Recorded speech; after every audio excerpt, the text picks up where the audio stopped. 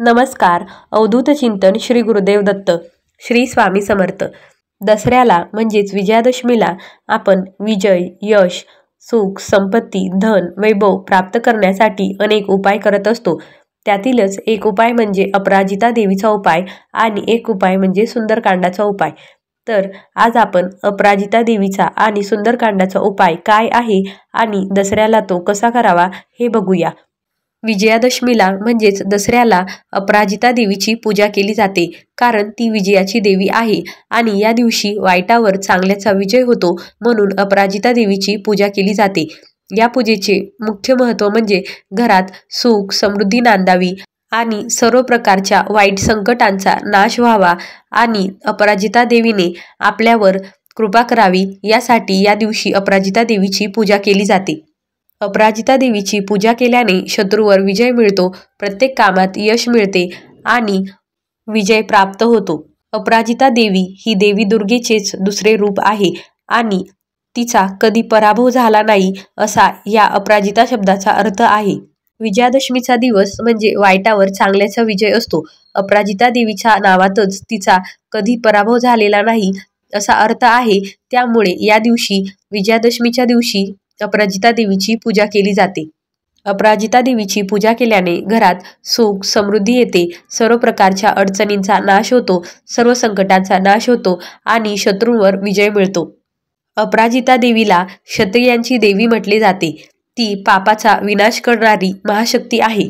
असे म्हटले जाते की प्रभू श्री रामचंद्रांनी लंकापती रावणाचा वध करायला जाण्याआधी अपराजिता देवीची पूजा केली होती आणि त्यानंतर ते लंकापती रावणाचा वध करायला गेले आणि रावणाचा वध करून त्यावर विजय मिळवून ते परत आले. यामुळे अपराजिता देवीची पूजा केल्यावर शत्रूंवर विजय मिळतो असे मानले जाते आणि कोणत्याही महत्त्वाच्या कामाला जाताना, कोणत्याही लढाईसाठी किंवा कोणत्याही केसेसमध्ये, कोर्ट कचेरीमध्ये किंवा कुठेही वादविवाद होत असतील, भांडणे असतील, तेथे जर विजय मिळवायचा असेल, शत्रूला पराभूत करायची असेल तर अपराजिता देवीची पूजा केली जाते. आता दसऱ्याच्या दिवशी अपराजिता देवीची पूजा करायची आहे.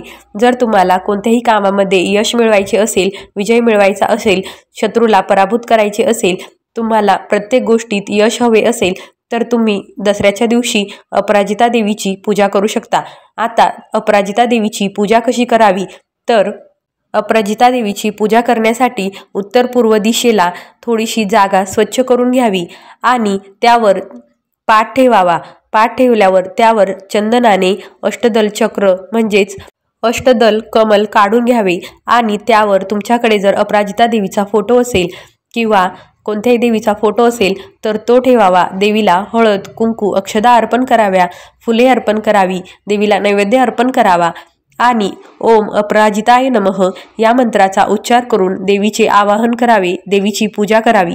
अष्टदल कमलाच्या उजवीकडे जया आणि डावीकडे विजयाची पूजा केली जाते. तुम्हीही अष्टदल कमलाच्या उजवीकडे जया आणि डावीकडे विजयाची पूजा करू शकता. असे म्हटले जाते की त्रेतायुगात दुर्गादेवीने तिचे मूळ शक्ती आदिशक्ती अपराजिताला वापरून रावणाच्या अत्याचारांपासून धरतीला मुक्त करण्यासाठी श्रीरामांना मदत केली होती आणि रावणाचा वध करण्यासाठी आशीर्वाद दिला होता. बरेच लोक अपराजिता देवीची पूजा ही शमी वृक्षाच्या खाली तिची मूर्ती ठेवून देखील करतात. तुम्हाला जशी शक्य होईल त्याप्रमाणे तुम्ही अपराजिता देवीची पूजा करू शकता.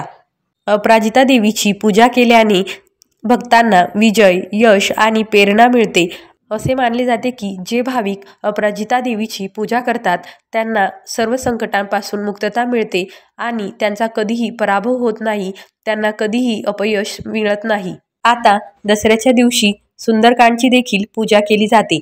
आता दसऱ्याच्या दिवशी सुंदरकांडची पूजा का केली जाते तर सुंदरकांड हे रामायण महाकाव्यातील 5वे कांड आहे आणि सुंदरकांड हे असे एकमेव कांड आहे ज्यात मुख्य पात्र श्रीराम नसून हनुमान आहेत.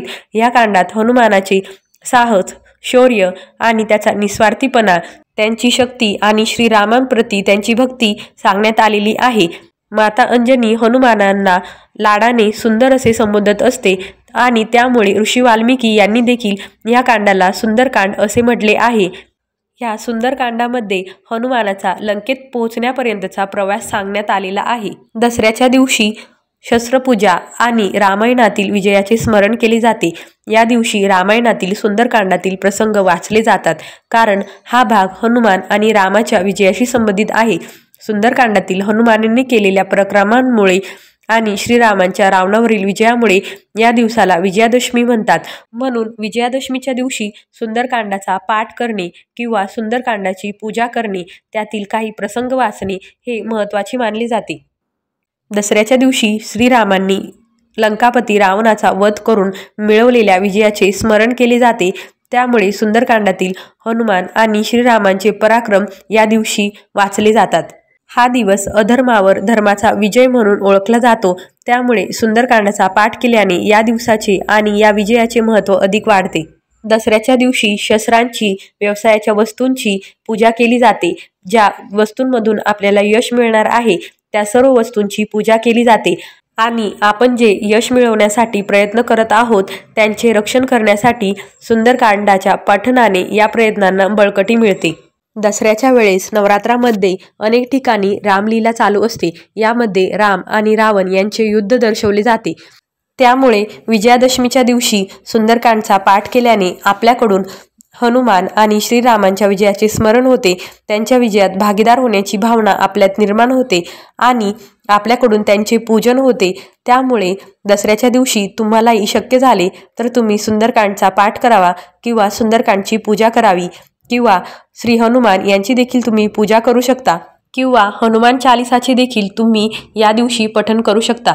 अशा प्रकारे जर तुम्हाला प्रत्येक गोष्टीत अपयश येत असेल, जर विजय मिळत नसेल, शत्रूचा त्रास होत असेल, तर तुम्ही यश मिळवण्यासाठी, विजय मिळवण्यासाठी, शत्रूच्या त्रासापासून मुक्त होण्यासाठी आणि प्रत्येक गोष्टीत विजयी होण्यासाठी अपराजिता देवीची आणि सुंदरकांडाची दसऱ्याच्या दिवशी पूजा करू शकता आणि अपराजिता देवीच्या स्तोत्राचे देखील तुम्ही दसऱ्याच्या दिवशी पठण करू शकता। अशा प्रकारे हा व्हिडिओ तुम्हाला आवडला असेल तर व्हिडिओला लाईक करा, चॅनलला सबस्क्राईब करा।